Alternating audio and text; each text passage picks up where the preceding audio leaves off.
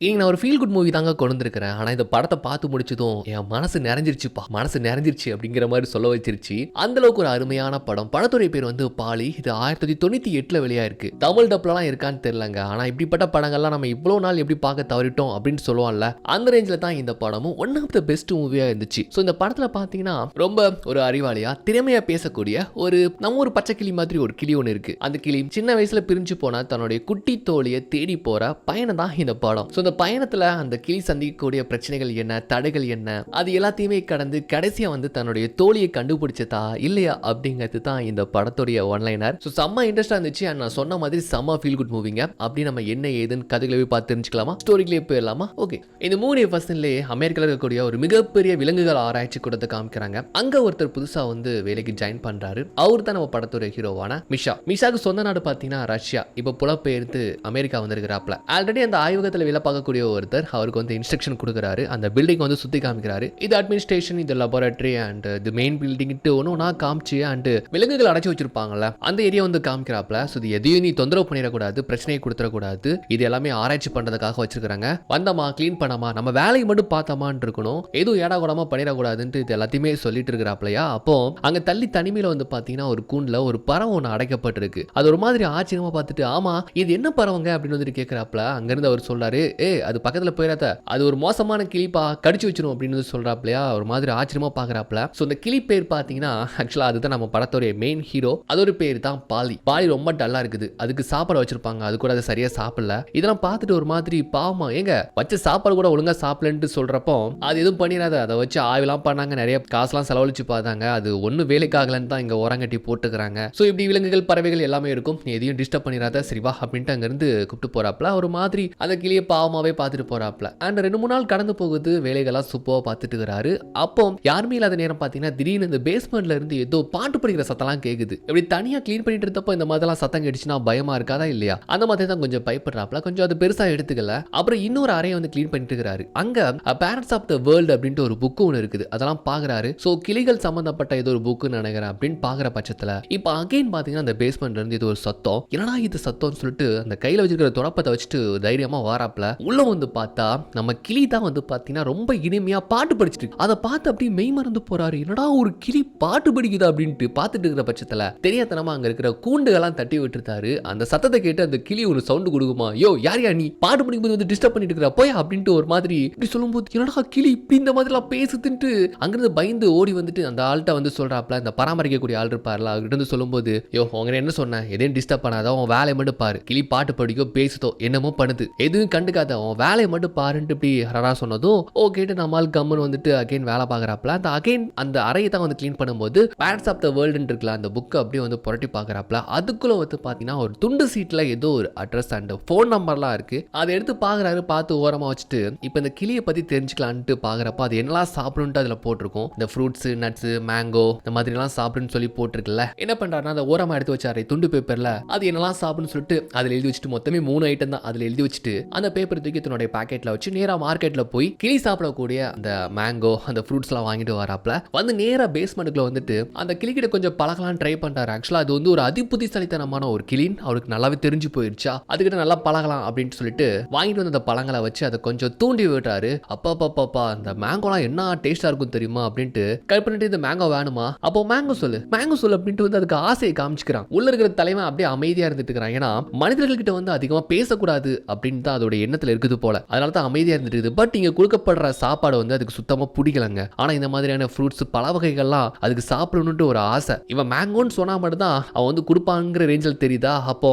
சரி சொல்லி தொலைவோன்ட்டு மேங்கோ அப்படின்னு சொல்லுது. ஆனா அவன் கொடுக்காம இன்னுமே வந்து ஆசை காமிச்சிட்டே இருக்கான் தெரியுமா. யோ அதான் மேங்கான்னு சொல்றான்ல, அப்புறம் என்னையா போட்டுக்கிட்டு இழுத்துக்கிட்டு கிடக்குற, கொடுத்து தொலை அப்படின்னு சொல்றப்போ அப்படி பயந்து போய் கொடுக்குறான். அதை அப்படியே சாப்பிடுது பாருங்க. அப்பா மசால் வடனா மசால் வடை தான்ப்பா, அரிசியும் அப்படி நாக்குல நாட்டியம் ஆடுது அப்படின்ட்டு சொல்ற மாதிரி அது பாட்டுக்கு நல்லா என்ஜாய் பண்ணி சாப்பிடுது. அப்ப நீ பேசுவியான்னு கேக்குறப்போ யோ அதான் மேங்கோன்னு சொல்லிட்டு உங்ககிட்ட வாங்கி சாப்பிடுற, இல்லைன்னா பேசுவியான்ட்டு வேற கேள்வின்னு நக்கலா வர வந்து கிண்டல் பண்ணுது பாருங்க. அவ்வளவுதான் அவனுக்கு தலையை சுத்தி போயிருது. என்னடா ஒரு கிளி இப்படி பேசுன்னு சொல்லிட்டு நேரா ஓடி வந்து இந்த விலங்குகள் ஆராய்ச்சி பண்ணதுக்கான ஒரு சீஃப் டாக்டர் ஒருத்தர் இருப்பாரு. அவர்கிட்ட வந்து இந்த மேட்டர் சொல்றப்போ ஆக்சுவலா இந்த மாதிரி நான் வேலை பார்க்கறேன் சார், கீழே பேஸ்மெண்ட்ல ஒரு பறவை நீங்க அடைச்சு வச்சிருக்கீங்களா ஒரு கிளியை, அது வந்து சாதாரணமா பாடுது பேசுது சார், அது ஒரு சாதாரணமான கிளி கிடையாது சார், அது ஒரு அதிபுத்திசாலித்தனமான கிளி அப்படின்ட்டு வந்து சொல்லிட்டே இருக்கிறான். யோ அந்த கிளியை வச்சு பல ஆராய்ச்சிகள்லாம் பண்ணி நாங்க வந்து அதுக்கப்புறம் அதுல ஒண்ணுமே இல்லைன்ட்டு ஓரத்துல தூக்கி வச்சிருக்கிறோம். நீ என்ன சொல்றேன்னு கேட்டா, சார் உண்மையை சொல்றேன் சார், நல்லா பேசுது பாடுது சார், அது உங்ககிட்ட நடிக்குது சார், நீங்க வேணா நான் வேணா பேச வைக்கிறவா, நீங்க கொஞ்சம் வாங்கலன்னு சொல்லிட்டு அவங்கள கொஞ்சம் வற்புறுத்தி அப்படி மொத்த பேரையும் கீழே கூப்பிட்டு வந்து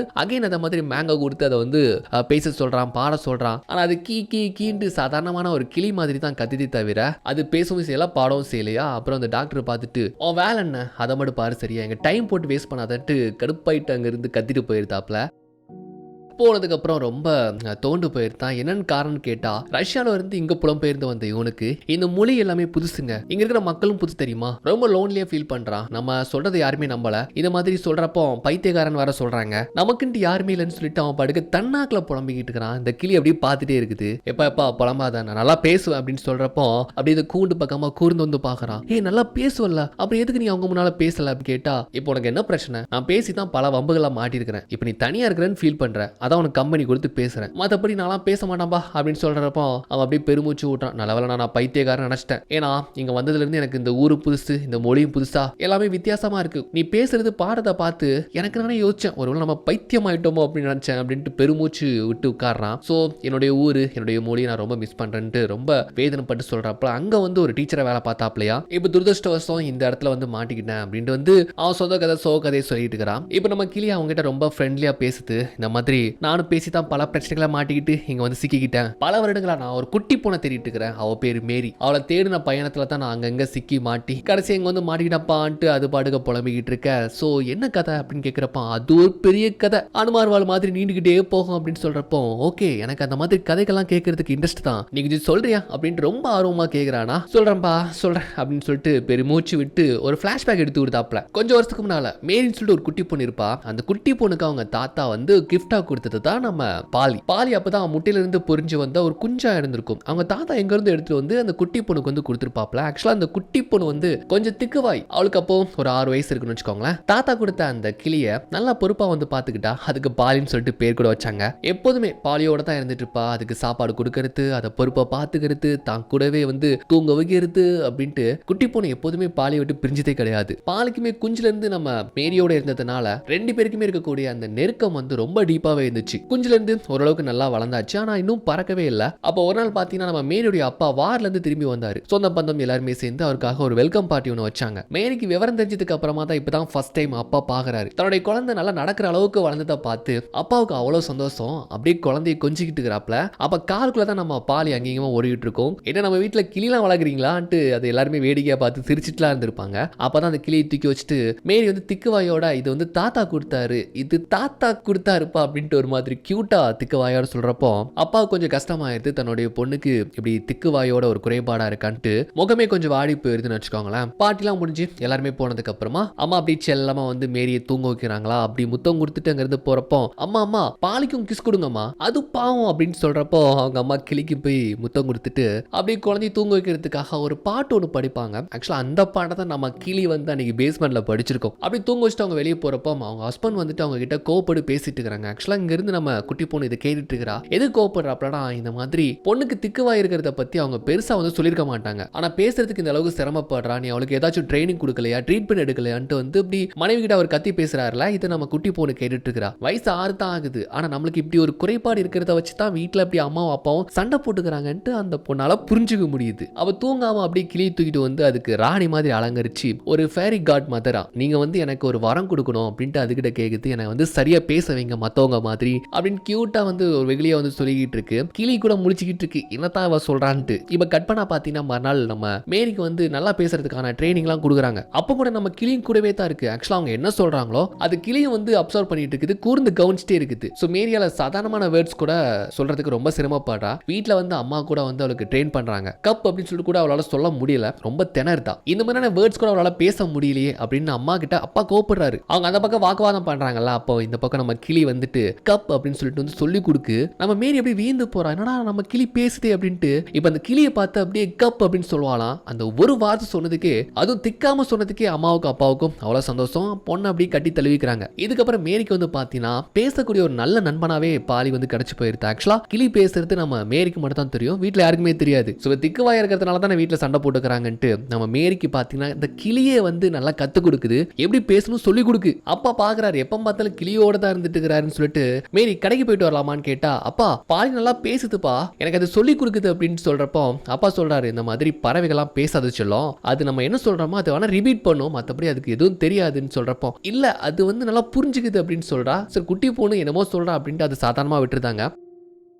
இதுக்கப்புறம் பாலிக்கு வந்து பறக்க சொல்லி கொடுக்குறா. ஆனால் அதுக்கு வந்து பறக்க ரொம்ப பயம் போல. ஸோ இந்த கதைகள்லாம் சொல்லிட்டு இருக்கிறாங்கல்ல, அப்படியே இன்டர்கட் பண்ணி ப்ரெசென்ட்ல பார்த்தீங்கன்னா இந்த கிளி சொல்ற கதையை வந்து நம்ம ஹீரோ ரொம்ப ஆர்வமாக உட்காந்து கேட்டுட்டு இருக்கிறான். அப்பப்போ இடையில வந்து கேள்வி கேட்குறான். அப்போ நீ உடனே பறந்தியான்னு கேட்டா, அதெல்லாம் இல்லப்பா, எனக்கு ஸ்டார்டிங்ல பறக்கவே தெரியல, அப்பதான் வீட்டில் புதுசாக ஒரு பெட்டா பூனையை கொண்டு வந்தாங்க, அதை பார்த்து எனக்கு குழந்தை நடுங்கி போயிடுச்சு, ஆகா பூனையா அப்படின்னு சொல்லிட்டு ரொம்ப பயந்து போனேன். ஒரு நாள் என்ன அட்டாக் பண்ண வந்துருச்சுப்பா, அது என்ன விரட்ட நான் ஓடன்னு சொல்லிட்டு வீட்டையே ரணகலப்படுத்திட்டோம், ஒரே அலங்கோலமா ஆக்கி விட்டோமா, கடைசியா பூனி என்ன கவிர்ச்சி போட்டு தெளிச்சின்னு பாக்குற பட்சத்துல மேரி வந்து என்ன காப்பாத்திட்டா. இந்த சம்பவத்துக்கு அப்புறமா மேரியோட அப்பா அம்மா வந்து என்ன பண்ணிருக்காங்கன்னா, இந்த மாதிரி அந்த கிளியோட இப்ப பார்த்தால இருந்துட்டு இருக்கிறா, அதனால தான் அவளுக்கு சரியா பேசிக்க முடியல, அவளுக்குன்ட்டு ஃப்ரெண்ட்ஸ்னு யாருமே கிடையாது, அக்கம் பக்கத்துல இருக்கிற வயசோட குழந்தைகளோட அவ பேசி பழகினா மட்டும்தான் அவள் இந்த திக்கிறதான் போகும் அப்படின்னு வந்து சொல்லிட்டு இருக்காங்க. ஸோ அதனால அந்த கிளி நம்ம அவகிட்ட இருந்து பிரிச்சிடலாம், இன்னைக்கு கூட அந்த பூனை மேல தான் தப்புன்ட்டு நம்ம கிளி வந்து சொல்லிருக்கோம் போல, அதை வந்து என்கிட்ட சொல்றான்ட்டு அப்பா வந்து சொல்றாப்ல. ஸோ இந்த அளவுக்கு ஒரு இமேஜினரி ஃப்ரெண்டா நினைச்சுக்கிட்டு இருக்கிறா, முதல்ல அதை அவகிட்ட இருந்து பிரிக்கணும், அப்பதான் நல்லா பேசுவான்னு சொல்லிட்டு இந்த மாதிரி பேசிட்டு இருக்கிறாங்கல்ல.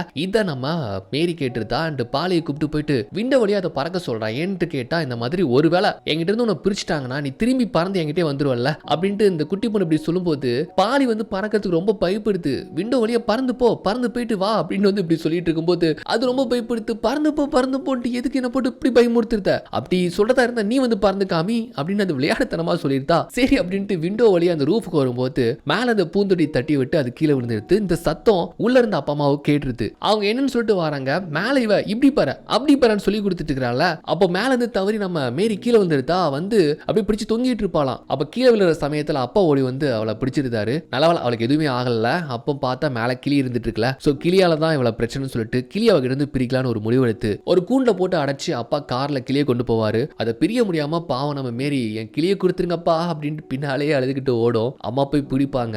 அங்க இருந்து பாலியை பிரிச்சு கொண்டு வந்தது தான். அதுக்கப்புறம் மேரியை பார்க்கவே இல்லையா, அவளை எப்படியாச்சும் கண்டுபிடிக்கணும்ட்டு இதெல்லாம் சொல்லிட்டு ரொம்ப வேதனைப்படும் போது சரி அதுக்கப்புறம் எப்படி இங்க வந்தேன்னு கேட்கிறப்போ அதுக்கப்புறம் இன்னும் கதை இருக்குதுப்பா. அப்புறம் என்னாச்சுன்னா ஒரு மெஜிஷியன் கைக்கு போனேன், பல இடங்கள்ல என்னை வச்சு நிகழ்ச்சி நடத்தினாப்ல. ஆனா அவருக்கும் கஷ்டம் ஏற்பட்டு காசு இல்லாம கடைசியா பழைய பொருட்கள் விற்கிற இடத்துல என்ன அடமான வச்சு வித்துட்டு போயிட்டாப்ல. அப்புறம் அந்த கடையிலேயே ரொம்ப நாளா தேய்ச்சிட்டு இருந்தேன். ஒரு நாள் ஒரு திருட்டு பொருட்கள்லாம் விற்கிறதுக்காக திருட்டுத்தனமா அந்த கடைக்கு வந்து பொருட்கள்லாம் விற்கிறப்போ நான் பாடுறதையும் பேசுறதையும் பார்த்து இது ரொம்ப புத்திசாலித்தனமான ஒரு கிளியா இருக்கு, இதை நான் வாங்கிக்கிறேன்ட்டு ஆசைப்பட்டான். எதுக்கு தெரியுமா, எதுக்கா இருக்கும், வேற என்ன திருடத்தான். அதுக்கு ஆசைப்பட்டு அந்த ஓனர் கிட்ட டீல் பேசிட்டு இருந்தான். அந்த சமயத்துல தான் ஐவின்ட்டு ஒரு வயசான லேடி வந்தாங்க. அவங்க வரும்போது என் வாய் சும்மால லொடன்னு பேசிக்கிட்டு நக்கல் அடிச்சேன் தெரியுமா. அதை பார்த்துட்டு அவங்க என்னப்பா இந்த கிளி இந்த மாதிரிலாம் பேசுது, இதை நானே வாங்கிக்கிறேன்னு சொல்லிட்டு அந்த திருட்டு பைய கேட்ட வேலையை விட இவங்க அதிகமா காசு கொடுத்து வாங்கிக்கிட்டாங்க போல. வாங்கிட்டு வெளியே கொண்டு வரும்போது அந்த கிளி அவங்கள போட்டு படாத பாடுபடுத்தி கத்திக்கிட்டே இருந்திருக்கு. சரி பாவம்ட்டு அதை சுதந்திரமா விட்டுலான்ட்டு அந்த கூட திறந்து விட்டுருக்காங்க. ஆனா நம்ம பையனுக்கு தான் பறக்க தெரியாது. ஓகே பாய், நான் என் மேரியை தேடி போறேன்ட்டு ரொம்ப கூலா அங்க இருந்து நடந்து போறப்போ ரோட்ல போற வரவங்களால அதுக்கு ஆபத்து ஏற்படுன்னு தெரியுது. சோ பறந்தா மட்டும் தான் அதெல்லாம் இங்க இருந்து போக முடியல. சோ அதனால வேற வழி இல்லாம அகைன் திரும்பி அந்த லேடி கிட்டே வந்துட்டு எங்க இந்த மாதிரி மேரின்ட்டு ஒரு பொண்ணை நான் தேடுறேன், எனக்கு உதவி பண்ணுவீங்களா அப்படின்னு கேட்டதுக்கு ஓகே பண்றப்பா அப்படின்னு சொல்லிட்டு அந்த லேடியும் பாத்தீங்கன்னா நம்ம குட்டி பொண்ணுடைய சன் நேம் போட்டு வந்து போன் புக்ல வந்து தேடி பாக்குறாங்க. அப்படியே ஒரு பேர் இருக்கு, அதுக்கு கால் பண்ணி பாக்குறாங்க. பட் வந்து போன் போகல. அதனால நேரா அந்த வீட்டு அட்ரஸ்க்கு வந்து பார்த்தா அந்த வீடு பல மாதங்களா கைவிடப்பட்ட நிலையில செடி கொடிகள்லாம் அப்படியே பட்டு போயிருக்கு. சோ இந்த இடத்துல யாருமே இல்லை அப்படின்னு தெரிய வருது. அக்கம் பக்கத்துல விசாரிச்சப்போ அவங்க வந்து லாஸ் ஏஞ்சல்ஸ் போயிட்டதா வந்து சொல்றாங்க. அப்ப நாமளும் அங்க போகலாமான்னு கேட்டா இந்த இடத்துல இருந்து அந்த ஊருக்கு போறதா இருந்தா கிட்டத்தட்ட 3000 மைல்ஸ், இது வந்து நியூ ஜெர்சியா, நீ பேசாம என் கூட எங்கே இருந்துட்டு கேட்டா நமக்கு அப்படியே லைட்டா சோகத்துல மூஞ்சி தொங்க போட்டுக்கிறது. அப்புறம் வந்து ஆமா உங்க வீட்டுக்கு எப்படி 4 சக்கரம்லாம் இருக்கு அப்படின்னு வந்து கேட்டா இது வந்து வீடு கிடையாது, இது கேரவேன், எனக்கு வீடுன்ட்டு நிரந்தரம்லாம் கிடையாது, நானும் என்னுடைய கணவரும் இந்த கேரவேன்ல தான் பல நாடுகள் சுற்றுப்பயணம்லாம் மேற்கொண்டிருக்கிறோம், அவர் ரீசெண்டா தான் இறந்து போனாருன்ட்டு ரொம்ப வருத்தப்பட்டு சொல்றாங்க. அவர் ரொம்ப வந்து மிஸ் பண்றாங்கன்னு தெரியுது. சோ எனக்கும் என்னுடைய கணவருக்கும் கூட ஒரு ஆசை உண்டு, என்னோட அவருக்கு தான் இருந்துச்சு கிராண்ட் கேனியான்னு சொல்லிட்டு ஒரு இடமா, அந்த இடத்துல சூரியன் உதயமாகிறத பாக்குறது நம்ம கன்னியாகுமரியில நின்று பார்ப்போம் தெரியுமா, கடல்ல இருந்து எப்படி சூரியன் வர மாதிரி ஃபீல் கொடுக்குமோ அந்த மாதிரி உலகத்திலே முதல்ல நாம தான் வந்து அந்த சூரியனை பார்க்கற மாதிரியான ஒரு எக்ஸ்பீரியன்ஸ் வந்து கொடுக்கும் போல. அங்க போகணும்னு 2 பேருக்கும் ஆசை. ஆனா அவங்களுடைய கணவர் வந்து இறந்து போயிட்டாரு போல. அங்க கூட என்னால போக முடியல, அவருடைய ஆசையை கூட என்னால் நிறைவேற்றி வைக்க முடியலன்ட்டு கொஞ்சம் வருத்தப்பட்டு சொல்றாங்களா. சோ உன்னையும் உன்னுடைய மேரியும் கூட சேர்த்து வைக்கலான்னு கூட நினைக்கிறேன், ஆனா என்னுடைய ஹெல்த் கண்டிஷன் சரி கிடையாதுப்பா அப்படின்ட்டு வந்து ரொம்ப அவங்க வந்து வேதனைப்பட்டு சொல்லும்போது அப்போ ஒன்று கேக்குது, உங்க கணவரை நீங்க மிஸ் பண்றீங்களான்னு கேட்டா ஆமா ரொம்ப மிஸ் பண்றேன்ட்டு அவங்க அப்படி சொல்றப்போ அதே மாதிரி தான் என்னோட மேரியும் பார்க்க முடியாம போயிருவோமோன்னு எனக்கு ரொம்ப கவலையா இருக்குன்ட்டு இப்படி ஒரு பறவை வேதனைப்பட்டு சொல்றத பார்த்ததும் அவங்களுக்கு மனசு கேட்கல. சரி கடைசி காலகட்டத்தில் நம்ம என்ன பண்ண போறோம், முடிஞ்ச அளவுக்கு இந்த பறவையும் அந்த மேரியை வந்து சேர்த்து வச்சிருவோம், இந்த அளவுக்கு அது கவலைப்படுதே அப்படின்ட்டு ரொம்ப அனுதாபப்பட்டு வா நான் வந்து மேரியோடய சேர்த்து வச்சுதேன்னு சொல்லிட்டு அங்கிருந்து வண்டி எடுத்து ஸ்டார்ட் பண்ணி அப்படியே பறந்துகிட்டு வராங்க. செம்ம ஸ்பீட்ல வண்டி வந்துகிட்டு இருக்கு. நம்ம கிளிக்கு வந்து பாத்தீங்கன்னா பறக்கிறத விட இந்த வண்டியில போறது எனக்கு பயமா இருக்குதேன்னு கத்திக்கிட்டு இருக்குது. அப்படியே மேப்பை பார்த்துக்கிட்டே ஒவ்வொரு ஊரா கடந்து வராங்க. போற வழியில பாட்டு படிச்சுக்கிட்டு அங்கங்க கேம்ப் போட்டு அண்ட் நம்ம கிளியை கூட அந்த பாட்டி சூப்பரா டிராயிங்லாம் பண்றாங்க. ஸோ கிளிக்கும் பாட்டிக்கும் இடையே இருக்கக்கூடிய அந்த நட்பு ரொம்ப டீப்பா எடுத்து ஜாலியாக எங்களுடைய பயணம் வந்துகிட்டு இருக்கு. ஒரு நாள் பாத்தீங்கன்னா அந்த பாட்டி ட்ரை பண்ணும்போது எதிர்த்தாப்புல வந்து ட்ரக்ல மோதுற மாதிரி மோதி சாலை ஓரத்துல கொண்டு வண்டியை விட்டு வண்டி பிரேக் டவுன் ஆயிடுத்து. காரணம் என்னன்னு கேட்டா அவங்களுடைய ஹெல்த் கண்டிஷன் ரொம்ப மோசமா இருக்குன்னு சொன்னாங்க தெரியுமா. அதான் அவங்களுக்கு ஏதோ ஒரு வியாதி இருக்குது போல, கண் பார்வை கொஞ்சம் கொஞ்சமா மங்கிட்டு இருக்கு. அதனால தான் அவங்க கணவருடைய ஆசை கூட அவங்களால நிறைவேற்ற முடியல. அதாவது அந்த சூரிய உதயத்தை போய் பார்க்கணும்னு ஆசைப்பட்டாங்களா, அதான் அவங்களால முடியல. ஆனா ஒரு கிளிக்காக இவ்வளவு தூரம் அனுதாபப்பட்டு வந்தாங்க. ஆனா இதுக்கப்புறமும் பாவம் அந்த உடல்நிலை அவங்களுக்கு ஒத்துழைக்கலையா, அதனால இப்ப நம்ம கிளிக்கிட்ட சொல்றாங்க, இதுல இருந்து போனா கொஞ்சம் தூரம் தான் லாஸ் ஏஞ்சல்ஸ் இருக்கும், நீ வந்து எப்படியாச்சும் உன் மேரி போய் பார்த்துடலாம், நீ போயிருவியா, இதுக்கப்புறம் பாட்டியாலாம் முடியாது, நீ போனதும் எனக்கு போஸ்ட் கார்டெல்லாம் போடுன்னு வந்து சொல்றாங்க. ஆனா இந்த நிலைமையில அவங்களை விட்டு எப்படி போகும் நம்ம கிளி, அவங்களுக்கு கொஞ்சம் கொஞ்சமா கண் பார்வையும் மங்கிட்டு போகுது. அதனால இல்ல நான் அவங்க கூட இருக்கிறேன்னு சொல்லிட்டு நம்ம கிளி அவங்களுக்காக இறக்கப்பட்டு அவங்க கூட வந்து இருக்குது. நாள்பட அவங்களுடைய கண் பார்வை சுத்தமா தெரியாம போக அந்த பாட்டிக்கு கண்ணுக்கு கண்ணா நம்ம கிளி தான் இருந்து வழி சொல்றதும் அவங்களுக்கு எடுபடி வேலைகள் பார்க்கறதுன்ட்டு ரொம்ப உறுதுணையாவே இருந்திருக்கும். ஆனா ஒரு நாள் அந்த பாட்டி இறந்து போயிட்டாங்க. அவங்களுடைய இறப்பு வந்து நம்ம கிளியால தாங்கிக்கவே முடியல. ஒரு மிகப்பெரிய தாக்கம் அவங்களுடைய பிரிவு. மேரி எந்த அளவுக்கு பிரிஞ்சிருந்ததோ கொஞ்ச நாள் பழகின இந்த பாட்டியோட இழப்பும் அதால தாங்கிக்கவே முடியல. ஆனா அந்த பாட்டி அடிக்கடி நம்ம கிளிக்கிட்ட ஒன்று சொல்லுவாங்களாம், நம்ம வாழ்க்கையில அப்புறமா பார்த்துக்கலான்ட்டு சில விஷயங்களை தள்ளி போடுவோம், அப்படி எந்த ஒரு விஷயத்தையும் தள்ளி போடாம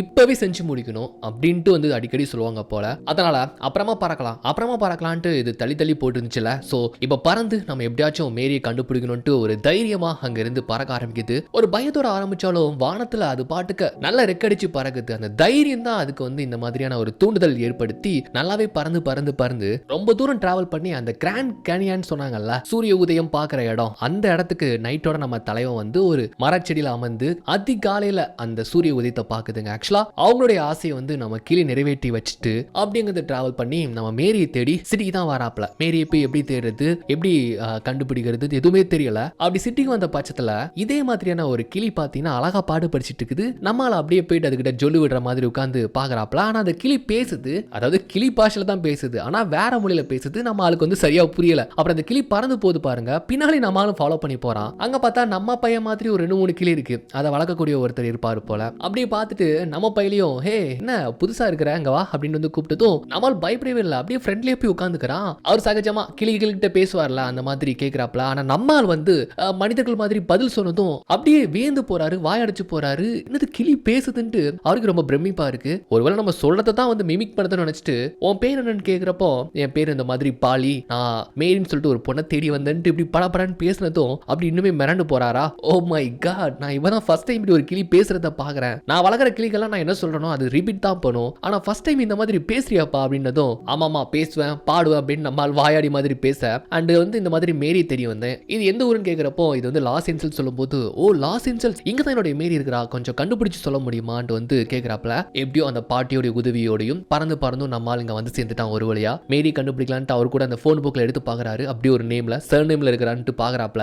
அந்த மாதிரி மேரின்ட்டு யாருமே கிடையாது. சோ நீ கண்டுபிடிக்கிற வரைக்கும் பேசாம நீ என் கூட இருந்தா என்ன. சோ கிளிகள் வச்சு நான் இந்த மாதிரி ஷோ பண்ணிக்கிட்டு இருக்கிறேன், மியூசிக்லாம் வாசிச்சு கொஞ்ச நாள் என் கூடவே இரு, நம்ம எப்படியாச்சும் கண்டுபிடிச்சலாம்னு சொன்னதுக்கு அப்புறமா ஓகேன்னு சொல்லிட்டு நம்ம தலைவன் வந்து பாத்தீங்கன்னா அந்த கிளிகளோட கிளிகளா இருந்து அந்த கிளியை வளர்க்கக்கூடியவர் கூட சேர்ந்துக்கிட்டு மியூசிக் பே பண்ணி கத்து கொடுக்குற டான்ஸ் எல்லாம் கத்துக்கிட்டு இருக்கிறாப்ல. அந்த கிளிகள்லயே ஒண்ணு வந்து நல்லா கியூட்டா ஆகுது பாருங்க. இந்த கிளி நம்ம ஆளுக்கு வந்து பிடிச்சி போயிருது. அது கொஞ்சம் ஃபாலோ பண்றாரு, ஜொல்லுட்லாம் பாக்குறாரு. ஆனா அது மசிற மாதிரி தெரியல, ஏன்னா அது வேற நாட்டு கிளி போல. அது பேசுற பாஷை கூட நம்ம ஆளுக்கு புரியல. சோ நான் எவ்வளவு ட்ரை பண்ணேன், என்னுடைய ஃபர்ஸ்ட் காதல் அதுதான் அப்படின்ட்டு நம்ம கிளி ஒரு லவ் மூட்ல சொல்லும்போது ஓகே உனக்குன்ட்டு காதல் எதுவும் உண்டா, காதலிச்சிருக்கேன்னு கேட்கிறப்போ லவ் பண்ணாம யார் தான் இருந்திருக்கிறா. நான் ஒரு யூனிவர்சிட்டியில படிக்கும் போது ஒரு பொண்ணு எனக்கு பழக்கம், ரொம்ப அழகா இருப்பா. நாங்க 2 பேரும் நிறைய புக்ஸ் பத்தி பேசிப்போம், அடிக்கடி சின்ன சின்ன சண்டைகள் கூட போடுவோம், ரொம்ப அழகா இருக்கும். ஒரு டைம் காலேஜ் ஃபங்க்ஷனுக்காக தலையில பூலாம் வச்சுட்டு வந்தா பாரு, பா அவ்வளோ அழகா இருந்தான்ட்டு நம்ம ஒரு ரேஞ்சுக்கு வந்து அழகா வரைஞ்சி சொல்லுவாப்ல. அப்படி இருந்தா நான் அவகிட்ட ப்ரொபோஸ் பண்ணலான்னு ட்ரை பண்ணா, பட் என்னால சொல்ல முடியல, எனக்கு அவ்வளோ பயம். ஏன்னா நாங்களாம் 90s கிட்ஸ்பா அப்படிங்கிற மாதிரி சொல்லிட்டு அந்த கேப்ல என்னோட ஃப்ரெண்ட் வந்து அவன் காதல சொல்லி கடைசியா அவளை உஷார் பண்ணிட்டான். வெட்டிங் கூட நான் போயிருந்தேன். எனக்கு ரொம்ப கவலையாவே இருந்துச்சு. ஆனா ஸ்டேஜ்ல வச்சு என்ன தனியா கூப்பிட்டு என்ன தெரியுமா சொன்னா, நீ ரொம்ப பெஸ்ட் தான், ஆனா எனக்கு என்ன தெரியுமா, உன்னுடைய சைலன்ஸ் தான் எனக்கு ரொம்ப பயம். என் பின்னால நீ சுத்துனது தெரியும், ஆனா உன்னுடைய காதல் கூட என்கிட்ட சொல்ல உனக்கு தைரியம் இல்ல, அதுதான் எனக்கு பயம் அப்படின்ட்டு ஒரு வார்த்தை சொன்னான்ட்டு ரொம்ப வெகுளியா சொல்றத கேட்கிறப்போ புரியுது அந்த எறாவல பிறந்தவங்க எல்லாருமே காதல் சொல்லாம இன்னொருத்த உஷார் பண்ண கதை தான் நான் கேள்விப்பட்டிருக்கிறேன்ட்டு இவனை நக்கல் வச்சு கிண்டல் அடிக்குது அந்த கிளி. ஆமா நீ மட்டும் ஒழுங்கு அப்படி காதல் சொல்லிட்டே, நான் ட்ரை பண்ணப்பா, அந்த கிளிக்கு லாங்குவேஜ் தான் பிரச்சனை அப்படின்ட்டு அப்படி மாத்தி ஃபன் பண்ணிட்டு இருக்காங்க. அகைன் அவங்களுடைய கதையை கண்டினியூ பண்றாங்க. ஒரு நாள் அந்த கிளிகள் வச்சு ஷோ பண்றப்போ தான் அந்த இடத்துக்கு அந்த திருட வாரான். அந்த பழைய பொருட்கள் விற்கிற இடத்துல பொருட்கள்லாம் திருடி காசு பார்ப்பான்ல அந்த திருட்டு பைய, அன்னைக்கு கூட நம்ம கிளியை வாங்க பார்த்திருப்பான். அப்பதான் நம்ம ஐவி நம்ம கிளியை வாங்கிட்டு போயிருப்பாங்க. அவன் இங்க அவன் கேர்ள் ஃப்ரெண்டோட வந்திருப்பான். அந்த பார்ட்டியில உட்காந்துக்கிட்டு எனக்கு ஒரு ட்ரிங்க் வேணும்னு சொல்லிட்டு காசு நீட்டுவான். அப்ப நம்ம கிளி வளர்க்குறவர் வந்து கொஞ்சம் வேடிக்கை காட்டுற மாதிரி கையை தான் அசைப்பாரா. அப்ப நம்ம கிளி பறந்து போயிட்டு அந்த பணத்தை புடுங்கிட்டு வந்துடும். இதை பார்த்து அப்படியே வேந்து போயிருவான். இந்த கிளி எங்கேயோ பார்த்த மாதிரி இருக்கேன்னு பாக்குறப்போ ஓஹோ இது அந்த கிளி தானா அப்படின்னு சொல்லிட்டு இதை வாங்கலாங்க ஒரு பிளான்ல வந்து பாத்தீங்கன்னா மறுநாள் ஷோலாம் முடிச்சதுக்கு அப்புறமா வளர்க்குறவர்கிட்ட வந்து இந்த மாதிரி அந்த கிளியை கொடுக்க முடியுமா, நான் ஒரு $50 தாரேன் அப்படின்னு வந்து சொல்றான். இல்லப்பா இதெல்லாம் நாங்க விற்கிறதுக்கு வைக்கல, அதுவும் அந்த கிளி பாவம், அது இப்பதான் புதுசா ஜாயின் பண்ணிருக்கு, எங்களோட சேர்ந்து ஒரு நாடோடி வாழ்க்கையை வாழ்ந்துட்டு இருக்கு, அதுக்கு வேண்டப்பட்ட ஒருத்தங்க இருக்கிறாங்க போல ஒரு பொண்ணு மேரின்ட்டு அவங்கள தேடிட்டு இருக்கு, நானும் அதுக்காக உதவி பண்ணிட்டு இருக்கிறேன்ட்டு சொல்லி இல்ல அதை கொடுக்க முடியாதுன்னு சொன்னதுனால ஓகே அப்படின்னு சொல்லிட்டு ஒரு மாதிரி வில்லத்தனமா சிரிச்சுட்டு போறான். ஆக்சுவலா எப்படியாச்சும் நம்ம கிளியை ஆட்டையை போட்டலாம் அப்படிங்கிற ஒரு எண்ணத்துல தான் அங்க இருந்து போறான். எதுக்கு ஆட்டையை போடணும்னு கேட்டா அந்த கிளியை கொண்டு போயிட்டு திருட்டுத்தனம் கத்து கொடுத்து அதை எப்படியாச்சும் திருடு வச்சு காசு பார்க்கலாம்ங்கிற மாதிரியான ஒரு திருட்டு புத்தி தான் அவனுக்குள்ள ஓடுது போல.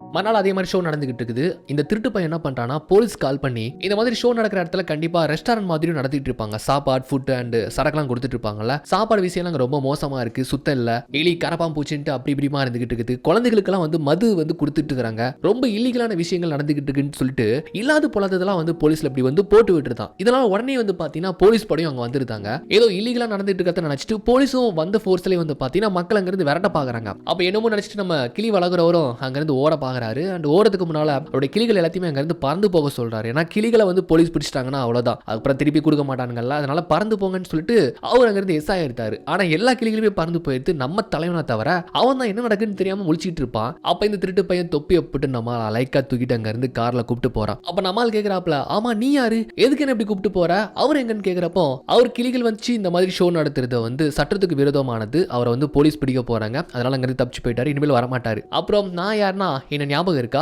இந்த பழைய பொருட்கள் விற்கிற இடத்துல நான் கூட உன்னை பார்த்திருந்தேனே, உன்னை கூட ஒரு பாட்டி வாங்கிட்டு போனாங்களே ஞாபகம் இருக்கான்னு கேட்டா ஆமாமா ஞாபகம் இருக்கு, ஆமா எதுக்குப்பா என்ன வந்து இப்படி கூப்பிட்டு போறேன்னு கேக்குறப்போ நீ தான் மேரின்ட்டு ஒரு பொண்ணை தேடுறல்ல, அந்த பொண்ணை கண்டுபிடிக்கிறதுக்கு நான் உனக்கு உதவி பண்ண போறேன், ஒரு நல்ல எண்ணத்துல தான்பா உன்னை நான் கூப்பிட்டு போறேன், உன்னை எப்படியாச்சும் அந்த பொண்ணோட சேர்த்து வச்சு தான் சரியா அப்படின்ட்டு நல்ல மாதிரி பேசுறான். முதல்ல வந்து நமக்கு கொஞ்சம் பணம் தேவை, பணம் இருந்தா மட்டும் நம்ம போன் புக்லாம் வாங்க முடியும், அதுல நம்ம மேரியோட நம்பர் இருக்கான்னு பார்க்க முடியும், அப்பதான் கண்டுபிடிக்க முடியும் அப்படி இப்படின்ட்டு நம்ம ஆள் மைண்ட் வாஷ் பண்ணி என்ன பண்றானா முதல்ல பண தேவைக்காக அதை திருட வைக்கலான்ட்டு தப்பான வழியில யூஸ் பண்றான். நம்மளுக்கு வந்து அது தப்புனே தெரியல, என்ன பண்றானா மரத்தோட மரமா பறவை மாதிரி நம்ம ஆளை உட்கார சொல்லிட்டு அங்க ஏடிஎம் பக்கத்துல இருக்கும், அதுல காடை போட்டு பின்ன போட்டு பணம் எடுக்கிறப்போ அந்த பின்ன மரம் மட்டும் நம்மால் நோட் பண்ணி வச்சிருப்பாப்லையா. அப்போ இந்த திருட்டு பையன் அவங்கள போய் மோதுற மாதிரி மோதி அவங்க கிட்ட இருந்து அந்த ஏடிஎம் கார்டை அடிச்சிருவான். அதுக்கப்புறம் நம்மால் பார்த்த அந்த பின்ன போட்டு அவங்க பேங்க்ல இருக்கக்கூடிய மொத்த பணத்தையும் எடுத்துப்பாங்க. இப்படி பல நாள் திருட்டாவே இருந்துகிட்டு இருக்கு. நம்ம கிளிய வச்சு ரொம்ப தப்பான முறையில நிறைய பணம் சம்பாதிக்கிற அந்த திருட்டு பையன் நம்மளுக்கு இது தப்புங்கிறதே தெரியல, அதுக்கு என்ன தெரியும் பாவம். சோ எவ்வளவுதான் இவனுக்கு திருட்டுத்தனமா பணம் சம்பாதிச்சாலும் அவங்க கேர்ள் ஃப்ரெண்டுக்கு பத்தவே இல்லை. அவளுக்கு ரொம்ப விலையுயர்ந்த மதிப்பான ஜுவல்ஸ் டைமண்ட்ஸ்லாம் வேணும்னு சொல்லிட்டு ரொம்ப பேராசைப்படுறா. அதனால இவங்க ரெண்டு பேருமே நம்ம கிளியை பார்த்தீங்கன்னா ஒரு மிகப்பெரிய கோடீஸ்வரன் வீட்டுல வந்து ஜுவல்ஸ் எல்லாம் ஆட்டையை போடுறதுக்காக உள்ள அனுப்பி வைக்கிறாங்க. நம்மளும் ரொம்ப இதெல்லாம் தப்புன்னு தெரியாம உள்ள போயிட்டு உள்ள இருக்கிற அந்த ஜுவல்ஸ்க்கான ஒரு பாக்ஸ் இருக்கும், அதுல இருந்து ஒரு செயினை கூட எடுத்து ஆட்டையை போட்டு வெளியே ஓரளவுக்கு வெளியே வந்துருதாப்ல.